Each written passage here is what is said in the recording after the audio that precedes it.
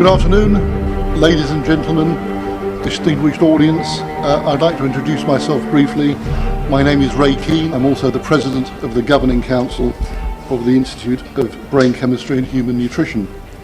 Thank you so much for coming. This event is being filmed and broadcast live by TV Apex. We will make a program of it later on and distribute it.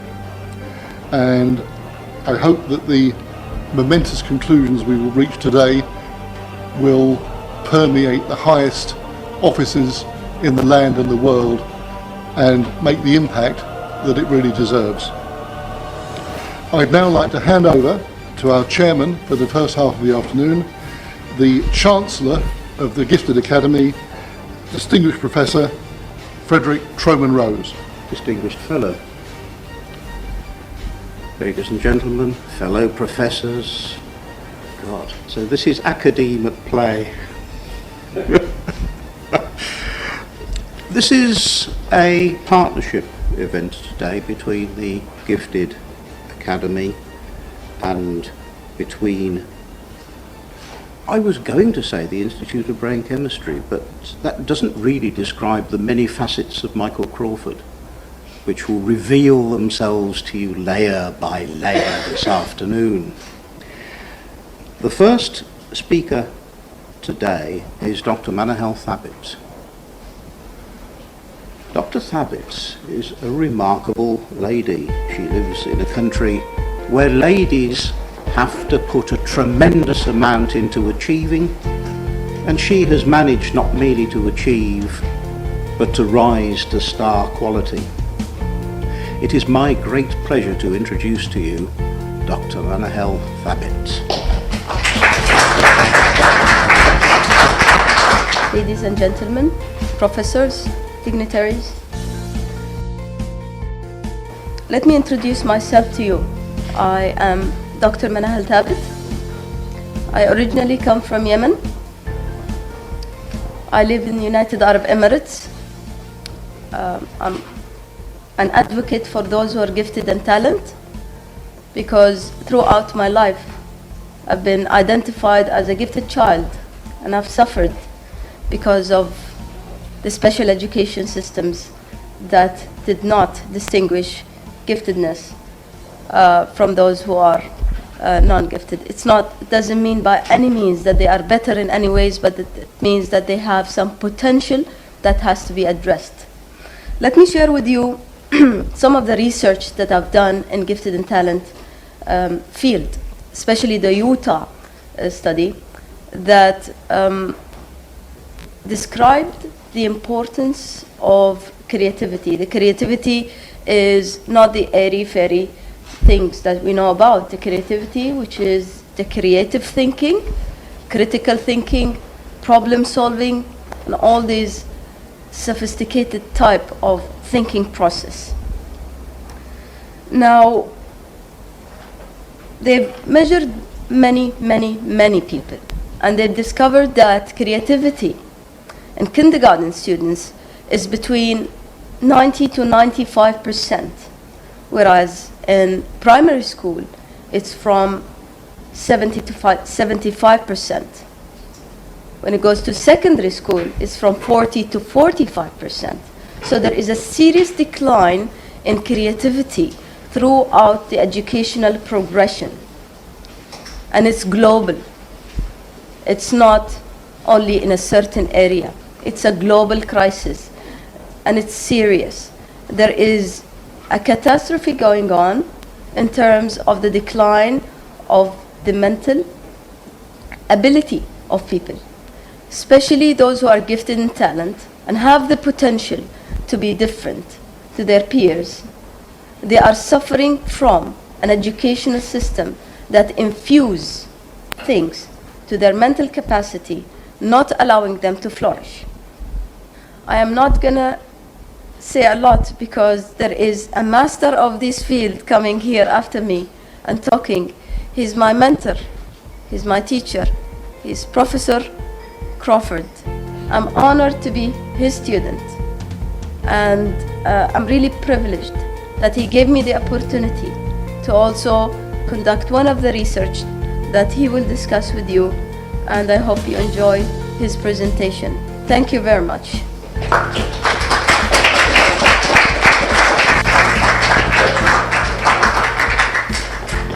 Thank you, Freddie, and thank you, Manahel, and thank you all for coming to this seminar to try to explore what is effectively we both consider, and many of you here consider, a serious global crisis in mental health. Manahel called for the attention to the gifted child, and Cedric, who I'm so glad is here. Cedric was my mentor, and Cedric and June and I have a common history in New Zealand, and we know a child who was the most terrible pain, in whichever end you wish to call it, until it was recognized he was gifted. And once he went to a gifted school, he was transformed into one of the most wonderful people that we know. And so that is why I so extremely sympathize with Manahel and the work that she is trying to do, because she's not only trying to help those who are gifted, she's also trying to say that those who are not gifted need help as well, and they need help with regard to the brain. Here is an animal that achieves a 1 ton body weight after 4 years of growth. 1 ton after 4 years of growth. It gets all the protein it needs from the basic, simplest food resource, namely grass. But it cannot build a brain. What we're concerned about, and in fact this picture tells the whole of my story, is Homo sapiens. And the difference between us and a monkey or a rhinoceros is the brain. And this picture tells you that the priority of human biology is the brain, because the brain case of that child is nearly the same size as the mother's. But look at the hand. And the hand is tiny by comparison with the mother's. What this shows is that the early development in humans is the priority of the brain, not the priority of the body growth. And this is reflected in human milk composition. Human milk has the least amount of protein of any large mammal, but it is rich in the sort of things that are needed for the brain, mostly fats, because the brain is made of fat, and we're going to discuss this in some detail later. Thank you for listening to me.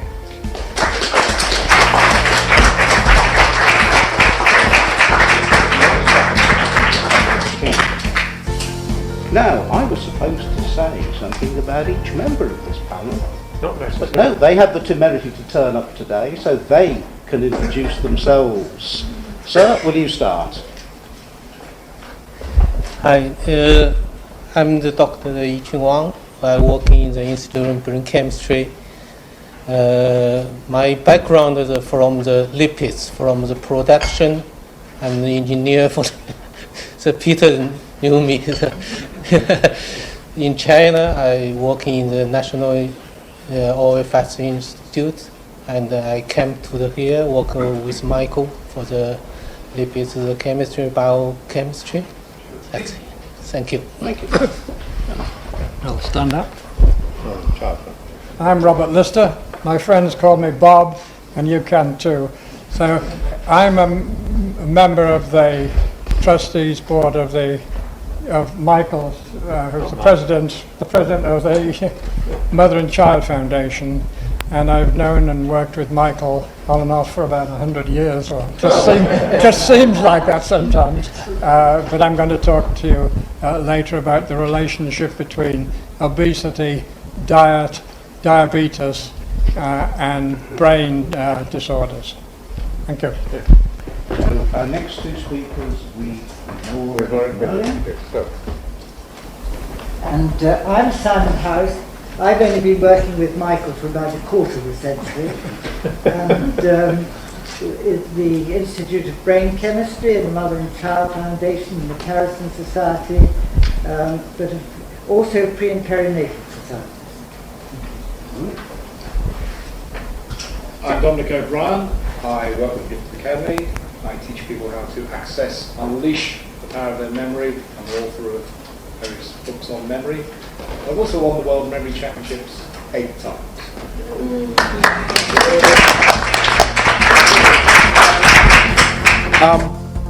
Professor Michael Crawford asked me to give a demonstration, which I'm about to do, on working memory, because that's what it is. There are various types of memory, short-term, long-term, episodic, but I use working memory, which I think is the most important brain function. But before I do that, just to complement what Professor Crawford has been talking about, 2 years ago, Raymond Keane encouraged me to open a Twitter account. So I talk about matters memory. And I don't have as many followers as Raymond, but I'm gathering them. And I get alerted to information about the brain and memory every day. And one word that is cropping up more and more is the word dementia.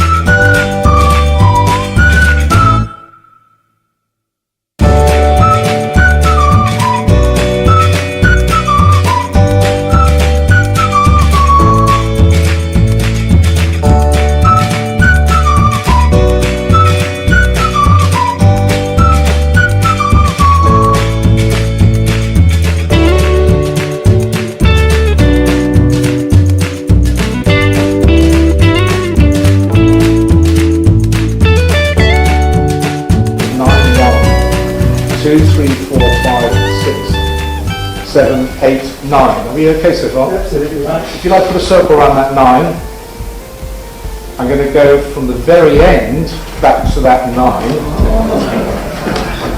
So the very last digit is a 9. Is that right? Yes. Yes, just say yes. Yes. 8, so we're going backwards. Okay? 7, 4, 5, 4, 6, 7, 8, 9, that was the easy number. 2, 3, 1, 2, 3, 4, 6, 9, 8, 7, 2, 3, 1, 2, 3, 9, and then we're back at the other 9. Okay.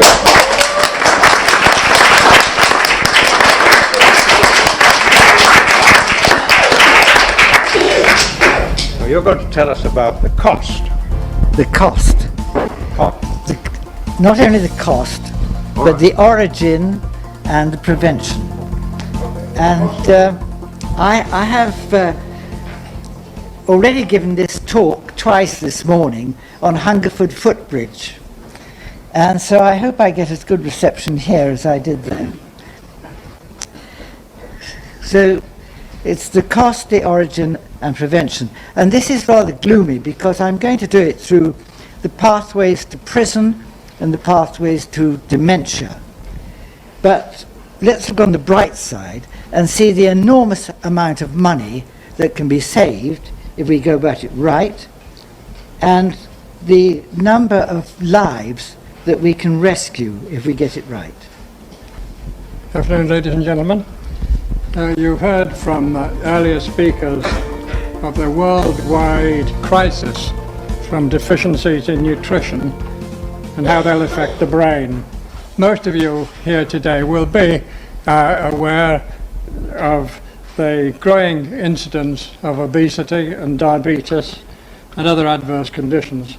I want to focus on a less well-known link between obesity, diabetes and the brain, a condition now being regarded as type 3 diabetes, and how this is going to affect memory. And to some extent I'm going to identify some of the mechanisms behind the effects that Dominic talked about.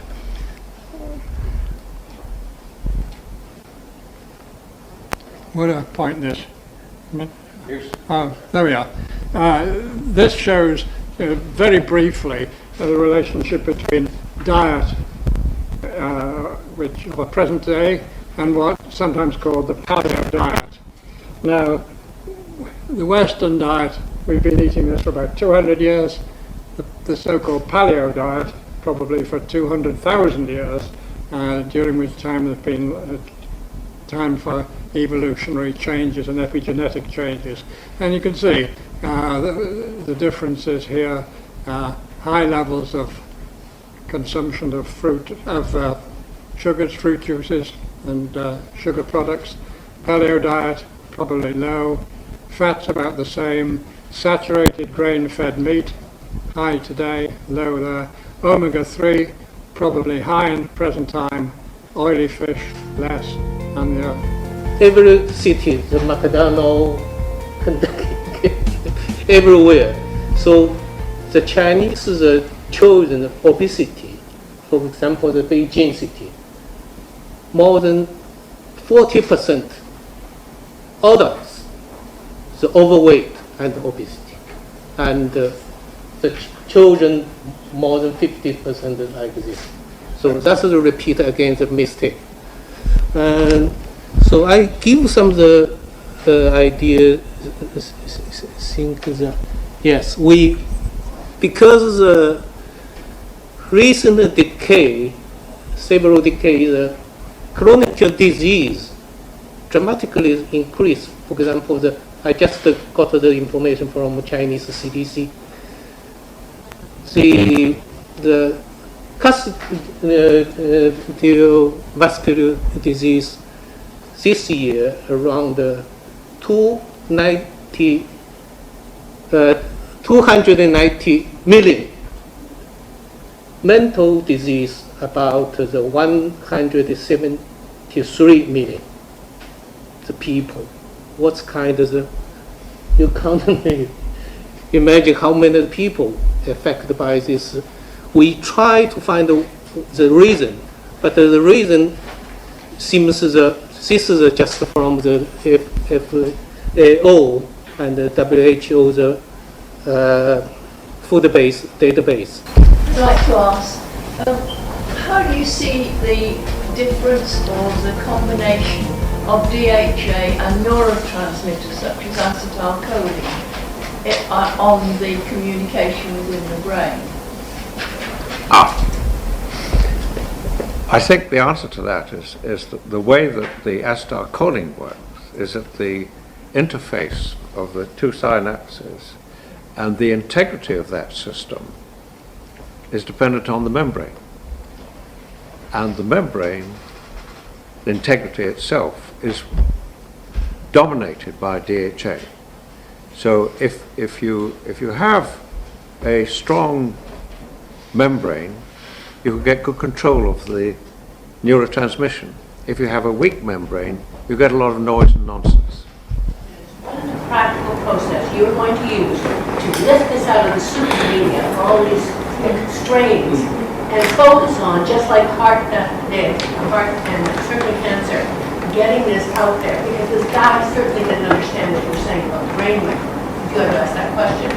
So it's a matter of having some kind of organized program. Yeah. Isn't it? A little bit bigger. And I think that's what she was asking. It was very practical but polite. Yeah. In my book, you can write off everybody in this room, including myself. It's not us, it's the next generation that's important. You've got to focus on the next generation. The brain is built before birth. What was that? So we must get out of the scene. The brain is built before you're born, practically, and it doesn't like to be changed. Brevity, let us find a means of keeping in touch. We have your email addresses, we know. So we will keep you informed of our activities and we hope for your participation. What we started today isn't a presentation, it's a dialogue. Thank you all very much for talking.